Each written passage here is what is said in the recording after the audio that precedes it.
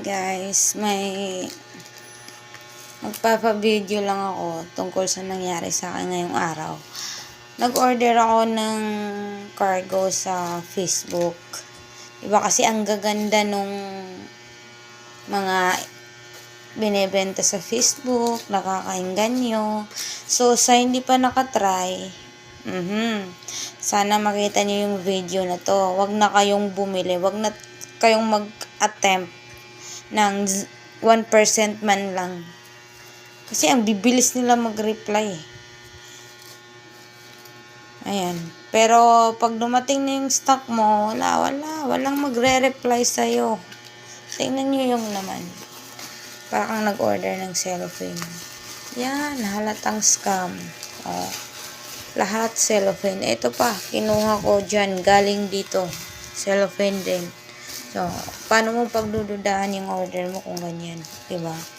So, binidyo ko to bilang babala sa inyo na sana wag kayong mag-order sa Facebook. Kasi pumunta ko sa JNT. Yun din yung sinabi nila sa akin na wala silang magagawa kasi yung sa Facebook wala daw mga contact o something, basta wala daw silang contact niyan kaya hindi daw marerefund yung pera. Hindi daw katulad ng Lazada at saka Shopee na nakukuha nila yung mga contact, pwede sila na yung mag-contact. Basta ewan ko. Naguguluhan ako na naiinis kasi ako sa nahalagang 950 yung cargo. Siyempre, maingganyo ka talaga kasi ang gaganda. 950. Tsaka, piling mo mura. Tingnan mo yung mura na nakuha ko, 950. O, yan lang. Tapos, cellophane.